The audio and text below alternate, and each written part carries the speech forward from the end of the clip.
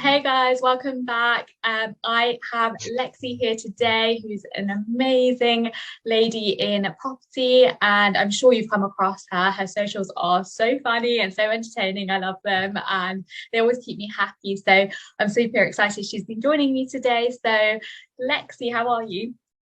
Hello, thank you so much for having me, Radhika. First of all, I'm so excited that you're doing this as like a little series. This is what the industry needs. So yeah, but to answer your question, sure, all good. Good. Perfect. So just wanted to start with a little introduction about you for anyone who I'm surprised if they haven't come across you before, but if they don't know about you, just a little bit about you. Yeah, so I mean, where do I start? How long have we got? I kind of always say that my whole life revolves around property. Like everything I do is to do with property. I kind of fell into it, but I guess I'll go like into that in another part that we can talk about a bit. But yeah, basics, I'm a property finder, which I also do a bit of like relocation. So basically helping people find their dream home when they move to London, whether they're looking to buy, whether they're looking to rent. I kind of work for the people. So kind of like Kirsty and Phil on location, rather than the sides of the agents. Because I think so many people get confused and think that I'm an estate agent. I'm not an estate agent. I work with estate agents, but I'm employed either by a company or by an individual to help them find a property.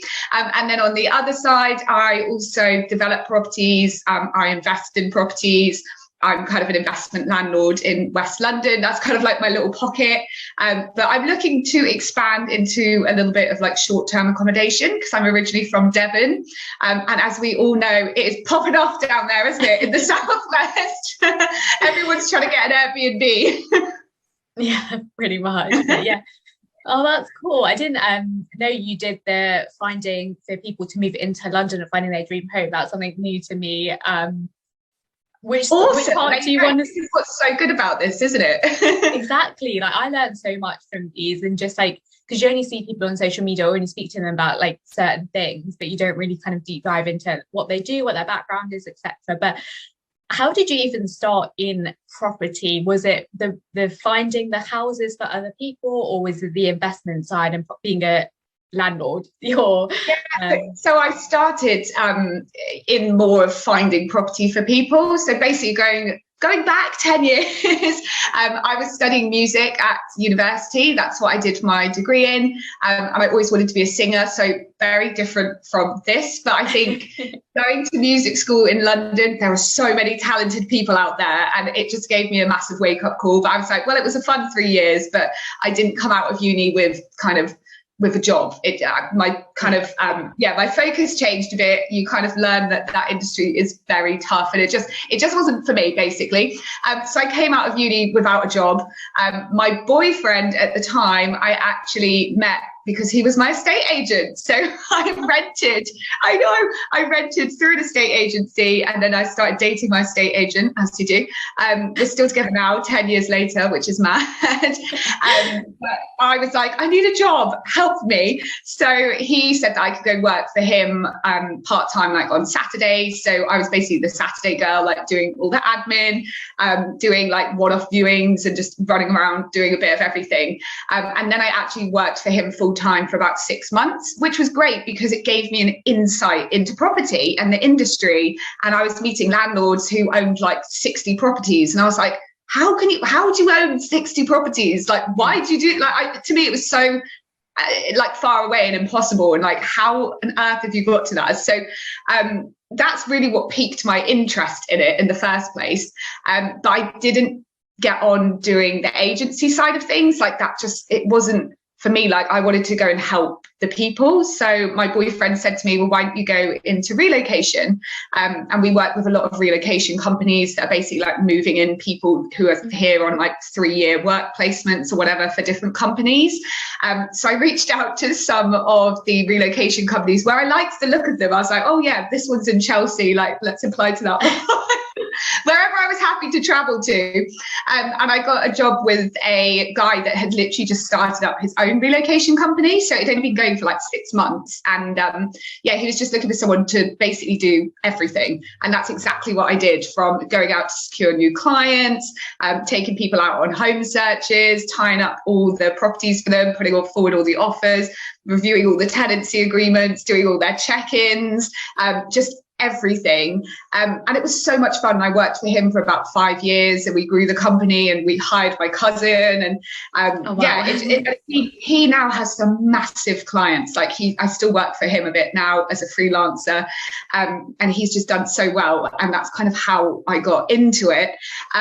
But I got to a point where I was just like, for me, work-life balance is so important. And I just spending like every minute of my day working, and I wasn't really like enjoying myself. And so I just took a step back from that and went freelance. But before I did that, I got all my ducks in a row, which is like which I'll come to later when I give people kind of my top tips, and made sure that I had everything lined up before I quit and went freelance. Yeah, it's crazy how people just like quit in the instance that they hear I want to invest in property, and they feel like they have to quit. But yeah, we'll come on to that a bit later. But yeah, I know, it's like going cold turkey. I mean, I love a going cold turkey story. Like I'm such like I love it. Everyone loves a Disney story, don't they? And I feel like that's like, I love to hear about people that are like, I quit my job and then I did this. But in reality, like, it does work for some people, but I guess the majority of the time, maybe it doesn't. Yeah, it's like that 99% or 1%, right? That more of it. So that's super cool, I guess. So relocation, what is the best house that you have seen? Because I'm sure you've probably come across some amazing houses and some not so amazing houses. And I work completely across the board. Like we have some super high-end clients, and we've got some people that are just like fresh out of uni, and this is their first time in London, and it's like their first job, and they're looking for a house share. So it's really, really across the board. But the best place I've ever seen, I mean, I've seen stuff like price-wise that's like £50,000 a week, like no joke. It's ridiculous. What? And it's like it's like you're renting a lifestyle. So it comes with a live-in chef, it comes with a chauffeur, it comes with like a nanny that will live in an outbuilding. Like, that sounds awful, but you know what I mean? Like they've got their own block that's outside, that's their own little house. Like, insane stuff. But I would say my most fun property was actually for a guy that was working for like a social media company, and his company had just been bought by that social media company, and he had a ridiculous budget. It was like £5,000 a month, but for a 1-bedroom. And that's all he needed. So he had like £5,000 for a 1-bedroom. And we found in this really cool like warehouse development kind of between Angel and Shoreditch. And it had like mezzanine levels, and there was a pool table that came with it. It was an absolute bachelor pad, like so cool. That sounds amazing. It was insane. Yeah. Oh, perfect. That sounds really cool and like really interesting. Like, I'd love to see, like, you get both ends of the spectrum, right? And of like the really nice houses, and then, but you can also, like, it depends who you meet in this world, because you must have met so many different types of people. You never know what opportunities. And I love the fact that, you know, this relocation guy, like, you were in that process of trying to find something new, and then you just never know who you can meet with. This is what I love about the industry, is that it's so open and you just never know. So how did you get into how did you get from relocating people and making sure all of that happens to investing in property then and being a developer? Yeah, so just going back really quickly on your point there, because I loved what you said about how everyone's different, and that's exactly what it is in all across the industry. Like, whether you're talking investing, whether you're talking like people relocating and looking for their own home in London, everyone's looking for something different. Like, that's what I find so interesting about talking to people in the industry, is that you know, you and I probably have very different strategies or different what we're looking for, and there's so much to learn from each other as well. Yeah, and it's just like, everyone's looking for something different, aren't they? Completely. But sorry, I digress. So back to how I got into it's a good point. how I got into kind of developing and doing that side of things. So my boyfriend and I, obviously he works in property as well. We were living in Notting Hill at the time, and we absolutely loved it there. But we got to a point where we were like, right, we both work in property. We need to buy something. Like, that is just the way forward. We both know what we're doing. Like, let's get on the property ladder. There was no way that we would be able to afford to buy Notting Hill. I probably still can't afford to buy Notting Hill, to be honest. So we did our first property that we bought was actually a buy to let. But at the time, my boyfriend, because of like visa issues, because he's actually not from this country, he couldn't buy property. So I just bought it and rented it as a buy to let. But yeah, the first property was a buy to let. We bought it where we could afford to buy it, which was still in West London. It was in Acton. But at the time, Acton is very much like up and coming. It's probably kind of got there now, but at the time, I could afford to buy that. I probably can't afford to buy an Acton anymore, to be honest, because it's just changed so much, hasn't it? Like, it's mad. I love seeing the change that we get in London. Like, things just change so quickly. So yeah, that's kind of how we got into it. And that was the first property that was just a buy to let. It was a buy, refurbish, refinance, and then rent it out, and pulled out the whole deposit that we put in. Oh, wow. And then just built on that. For the next hear that ones. in London, right? You don't hear people pulling out one of their money in London. Yeah, well, that is one of my things. I will not buy a property unless I know that what I'm putting in, I can get all of it out. So that's why it takes me so long to find something, because there's not a lot of those deals around in London. And it's so, that's probably one of like my trickiest bits, because I'm really picky about the deals that I will do. Whereas a lot of people are kind of like, look, you can make money out of anything, like just go and buy it. And sometimes, when I'm in conversations with people, they're like, Lexie, you haven't bought anything for a year and a half or whatever. I'm like, I'm waiting for the right thing to come along. And they're like, nah, you're just not looking hard enough. I'm like, I am, I promise. I'm just picky. This is what I mean. Like, everyone's outcomes are so different. Like, you have a clear strategy, you know what you want. There's no point of like digressing into something that is just going to take your mind off of it, because otherwise you're just going to forget about what you actually wanted. And I think it's completely fine, like, to wait for it, because like, I'm the same. I'm not in a rush to like buy every single property that comes to me. It's about buying the right investment, and if that means waiting a little bit longer for the right thing to come up, then so be it. There's no rush into buying it, because no one wants a crap property. Well, exactly. And you just want to know that you're finding the right thing, for sure. And I think that's one of the things that I just have to teach myself to hold back on, because I'm very impatient. I'm like, oh, I must buy something. Like, I must buy something now. And I think that's where my boyfriend and I work so well together, because I'm always like, right, we're going to look at this place on the weekend, or we're going to go do this. And I'm like really proactive with it. And he's very much like, no, that's not going to work. No, I can tell that's not going to work already. And I'm like, no, we've got to go and see it. But we kind of balance each other out like that.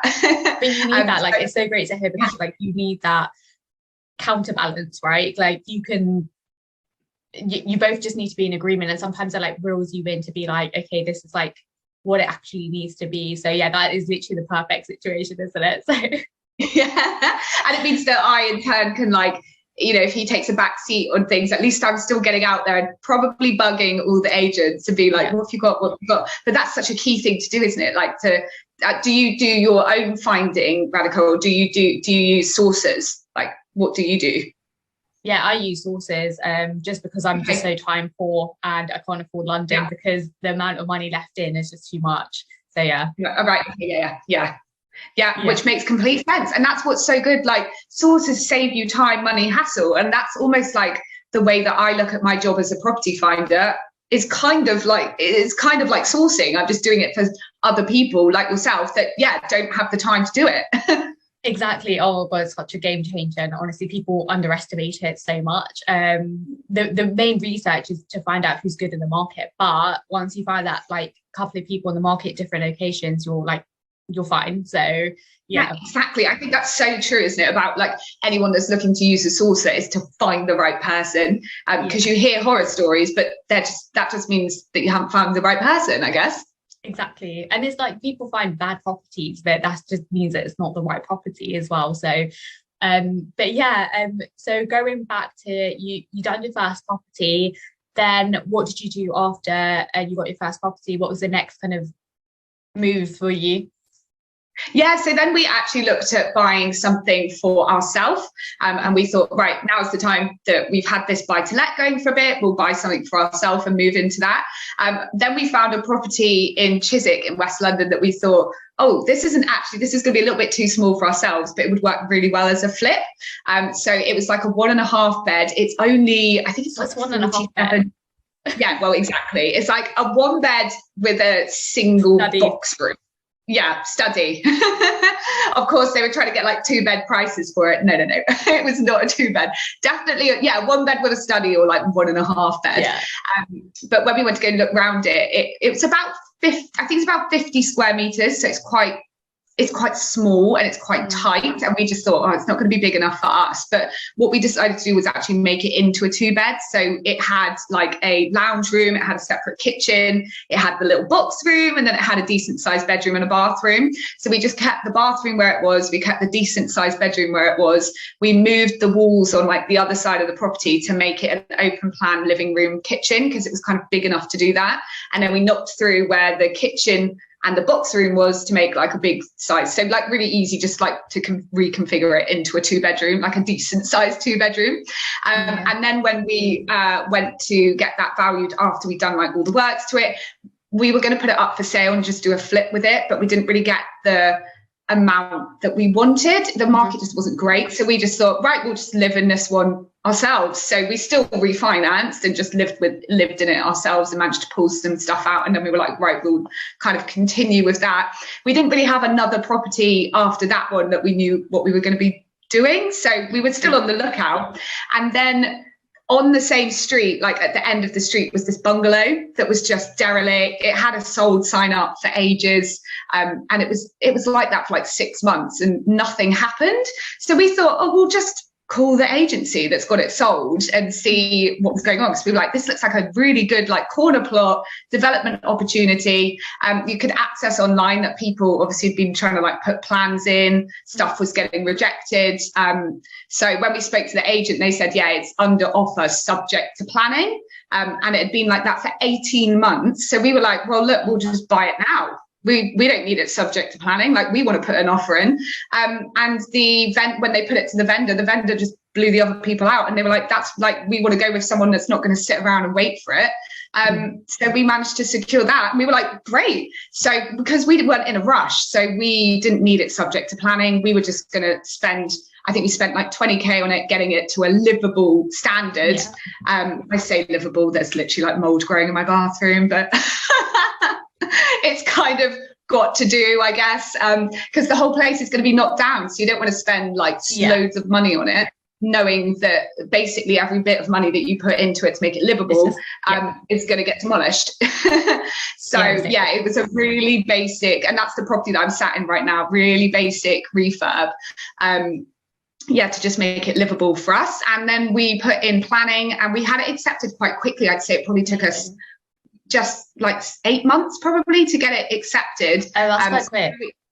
Yeah, exactly. And because we knew what the previous developers had put in and where they were falling back on, it was easy to give it to our architect and be like, right, what are the things that we can make that, you know, we know we're going to get across the line. We did get so many complaints. Like, I don't think I've ever done a project where I've got so many complaints from neighbours. So we did have to go to the planning committee, but that was an experience in itself. Like, I always think that was a learning experience, and we did manage to pass it. So now we've got permission to knock the whole thing down and put up like a villa of 5 flats. Amazing. Which is awesome. However, I think we then got not greedy, but we just thought, like, things changed a little bit in terms of we were just going to get rid of all the flats and we were either going to sell them or rent them. Like, we didn't really have an exit strategy, but we knew we were either going to sell them or we were going to keep hold of them if we could work it out money wise and just rent them out. Yeah. We didn't plan to live there ourselves, but now we've like fallen in love with this street and this area. So now we're thinking maybe we want to slightly change it a bit and build ourselves a house and then like flats next to it. So you kind of could have the best of both. So now we've gone back in with a second round of plans that would also include a basement.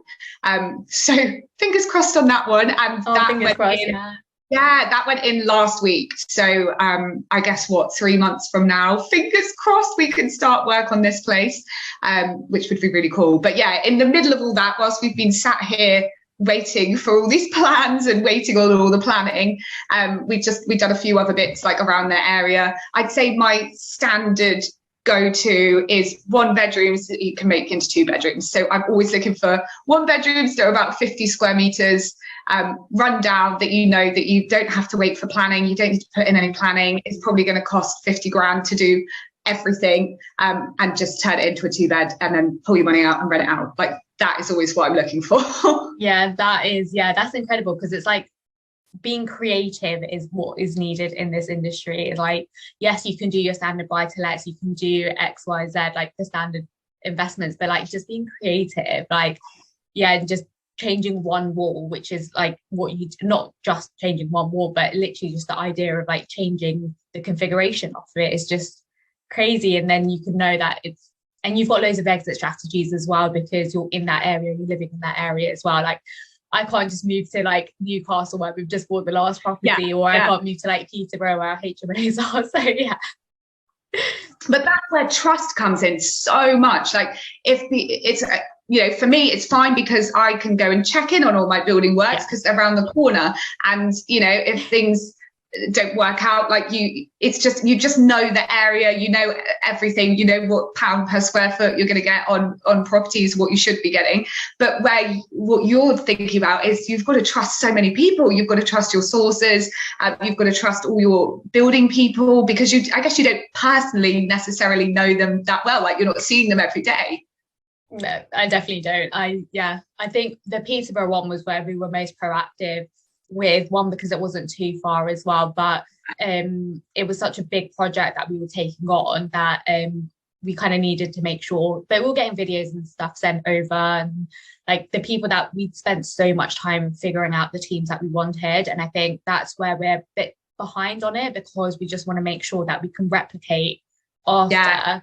And I'm just like, okay, cool, going forward, because we were going through a few other properties, and I'm going to digress in a second, but I think there was like 3 or 4 properties that fell through that we hadn't even seen because of the pandemic and we were in lockdown. We hadn't even seen, but because we trusted that team in Peterborough, we were just like, okay, cool, we trust you, we know the builder, he's gone and seen it, everything's fine, like, let's just put the offer in and get it accepted, and then we can figure it out after.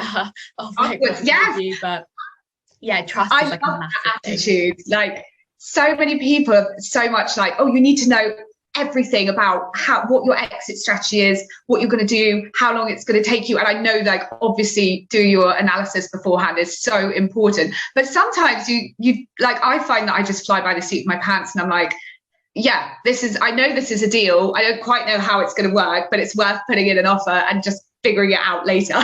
Yeah, exactly. And I know the numbers, like I know roughly like how things, the prices, like once you do one, you know what the GDV is, like refurb things and stuff like that. So it just makes life a lot easier once you've done one, and then you can just figure out the next one, because it's similar for it. But and that's exactly it. Like, sorry, Radhika, to cut you off there. Sorry, I got like a very, very small time delay. But yeah, when I go and call agents, like, all the time, I have, exactly like you say, having done one, I compare every single property that I go and look at to that one that I know has worked out. And I'm like, if I don't think I'm going to hit these numbers, then it probably doesn't work out for me.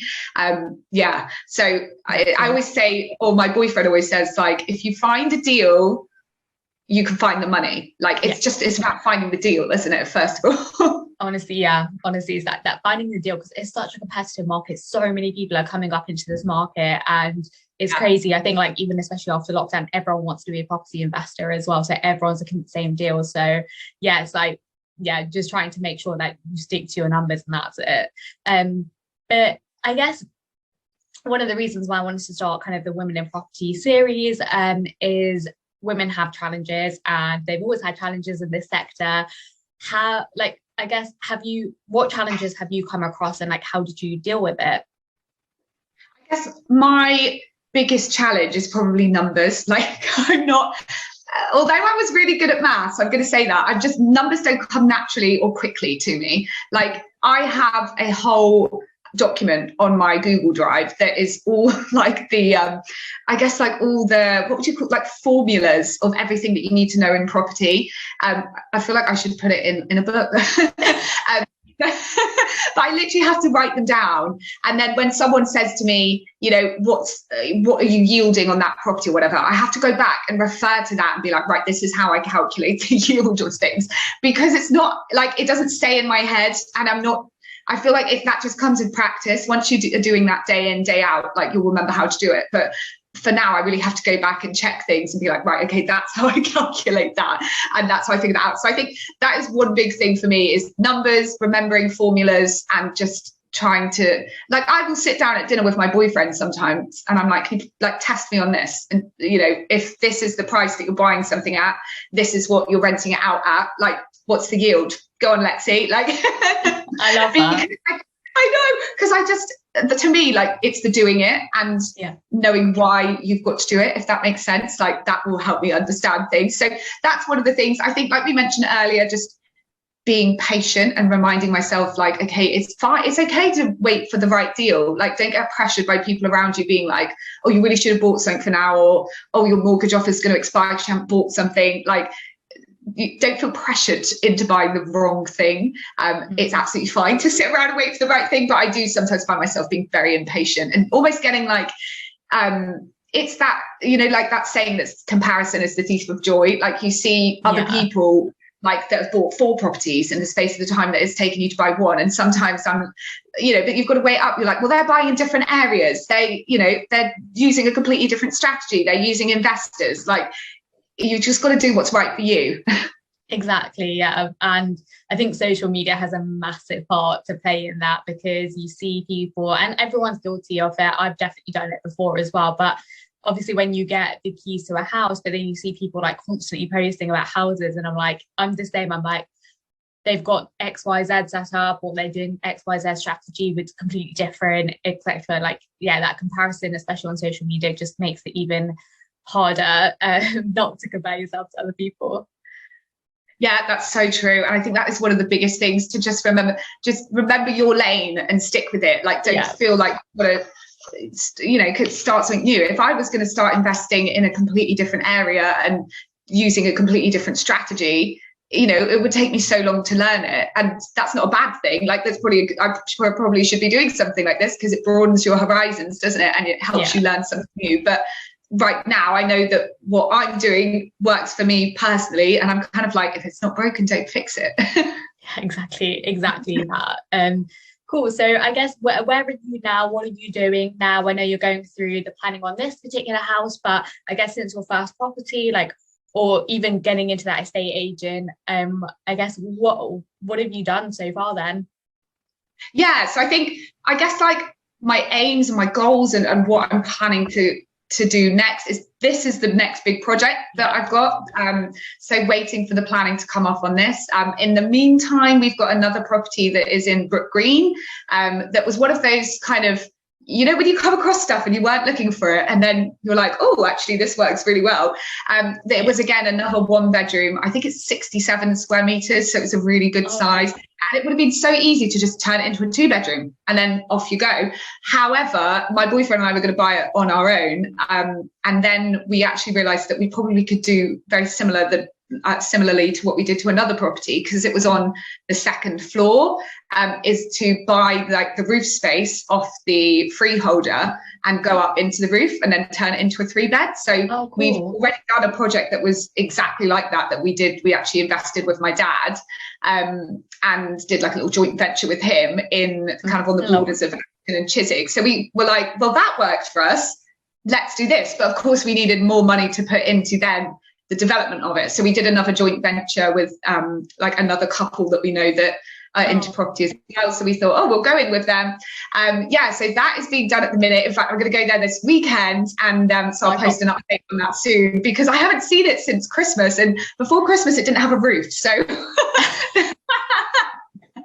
it sounds like it's come on a long way. But we don't know if we're going to sell it at the end of it. I guess it depends what the market is going to be like, but its GDV is 850. So if it got that, I think we'd probably, like, if we got it revalued at that, then we'd go and sell it for that, I think. Yeah. Otherwise you might just hold on to it and rent it out. Like, it's quite a good area. You could probably, it would be a mix of whether you could put a family in it or you could get 3 sharers in it, because it's 3 really good sized bedrooms. So there's a couple of kind of end users that I think would be really good for it, and it could work for both. But we're going to go a little bit funky with our designs this time, which I really like. I love to get involved with all the interiors bit of it. So normally we go for like our basic, like kind of shine finish grey kitchen, which works really well because, you know, when you're renting, like when you're renting stuff out, you don't want to go like too crazy, do you? But for this one, I'm going to go navy kitchen, gold taps. Oh, I love that. I've seen quite a few, to be honest, on Instagram. Like, I wanted, even in the HMO that I wanted, I was like, the next one that we do, I want navy or like some sort of blue, like dark bluish colour with the gold in there, or like rose gold or something like that. That would be amazing. Yeah. Oh, I love it. And then like, I love like green velvet sofas, and just going a bit more quirky, really, and a bit more fun. So yeah, that's what I'm hoping to do with this project, and just make it a bit more, just a bit more unique, really. Yeah, amazing. Can't wait to see it. So just in terms of kind of everyone that's watching, what are your top 3 tips for anyone who's starting out in property or is a little bit further on looking for their next property? Good point. Right, I'm going to look at my notes because I wrote down like a whole thing. So let me pick my top 3. Okay, number 1 is your why. Like, this is something, I read a book over Christmas that is called Start With Why, and it just made me think and go back to, why do you want to do something? Like, what do you actually want to get out of it? Because it's all very well saying, oh, I want to go into property, probably because of that saying that, what is it, like 90% of millionaires become so through owning real estate. And I think that's such a big drive for everyone, like including myself. But you've got to think, why? Why do you want that? Is it because you want to retire early? Is it because you want a passive income? Like, in which case, different strategies are going to work for you, and where you're going to invest is, you know, is going to differ depending on whether you want to replace your income. For example, like my properties in London yield like 3.5%. I'm not making a living off that. Like, I can't afford to give up my job because, you know, they're not replacing my income. Whereas if you want to replace your income, you're probably going to need something that's going to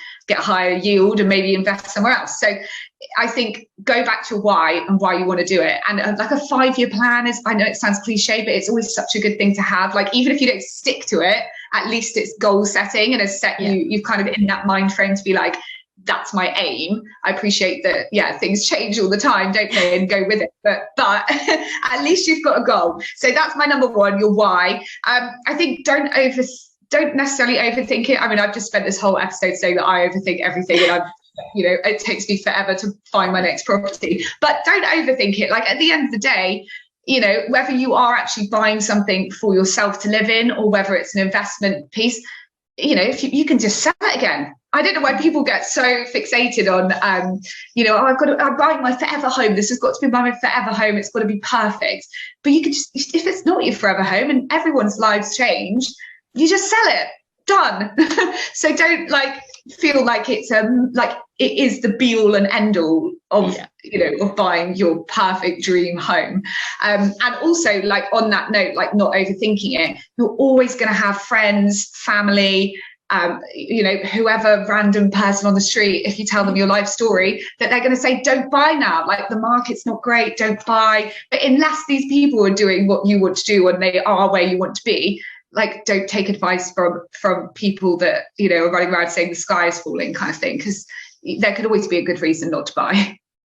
Yeah, amazing. I love that. And I think, just going back to your point about starting with why, yes, there's that core kind of like statement that everyone makes about people, but it needs to be meaningful to you. Like, what is it that you want out of it? Because that's just a statement that people have put out, whether it's true or not, probably is true, but it doesn't mean anything to you, right? So it's got to mean something to you. And the second point that you made was listening to people who are where you want to be.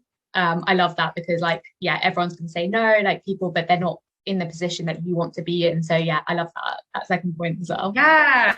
So they were 2 points. What's my third? Okay, let me pick a third one. I guess I'm going to do 4, Radhika. Yeah, go for it. So number 3 is probably just asking questions, like ask stupid questions. Like I wouldn't have got anywhere if I didn't ask stupid questions. Like you will always find me asking a stupid question. And there's actually no such thing as a stupid question. I'd rather ask a question and look a little bit silly in front of people, but have learned something from it, rather than not asking and then sitting back and being like, oh, was that right? Was that wrong? Like, is that what I should do? So always ask the question, like, don't feel stupid, basically. There's no such thing as a stupid question. And my fourth point is just prepare, I guess. Like going back to the very beginning of this conversation, you know, don't go cold turkey and quit your job and be like, right, I'm doing property, unless you've put plans into place. Like I probably stayed working for 6 months, nearly a year, when I knew that I was going to leave, to A, build up clients so that I knew that I could go freelance, and B, to sort out my own mortgage so that I knew I could buy something whilst I was still in employment, rather than then going freelance and having to wait, you know, provide 3 years worth of bank statements to buy a house, and then you've just put yourself like 3 years behind. So prepare. Yes. Definitely. I love those last two ones as well. Definitely preparing, because mortgage, like people overlook the mortgage side. Like you need to have a stable job or income coming in, and I didn't even know about 3 years if you go freelance. I didn't even know that. So yeah, it's just the mortgage side and getting lending, and people wanting to invest in you. Like, do you have the income to even pay me back, basically? So yeah, perfect. So true. That's exactly it, isn't it? And it's like, you know, these absolute, going back to the basics, because I feel like, you know, when I've, the very first mortgage that I got, when I refinanced, I thought refinancing was almost like illegal. I was like, should we be doing this? Like, what are we doing? And it's just educating yourself. And there's so much education that's out there, whether it's like a series exactly like you're doing here, whether it's on YouTube, whether it's podcasts. And I'm just going to plug my own new little property school in there, because that's what I did with that. I just want to go back to basics and talk people through the simple stuff, like what is a mortgage, because I wish I knew that 10 years ago. And when I refinanced my first property to a buy-to-let, like getting the buy-to-let mortgage after we'd refinanced, I didn't get it. They wouldn't allow me a mortgage, because when I spoke to the person on the phone, I was so clueless about what I was actually doing that they were like, no, like we're not giving this person a mortgage, and had to go to another mortgage provider. And I learned a massive lesson to really know what you're doing. I think I was driving in the car at the time and I took a call from them, wasn't really focused, wasn't really listening. And the guy was like, who's your mortgage broker? And I was like, oh, I don't know. Like, and they were like, oh my God, you're not having a mortgage. And it's just things like that. Like that is a really serious conversation to have. And what I should have done is gone, you know, I've got all of my notes at home. I'm actually driving at the minute. Can I call you back, or can you call me back later on this evening? And be prepared to have that conversation. Like it's, yeah, because otherwise you can mess things up very easily. Yeah, exactly. Yeah, no, that's a great point, because education is like even just the basics of understanding the differences between what's legal and illegal as well, because the amount of times I hear about people doing large renovations on buy-to-let mortgage just was like, what? And yeah, ever since I learned that, I was like, no, you have to go through bridging. It's more expensive, but it's there for a reason. So yeah.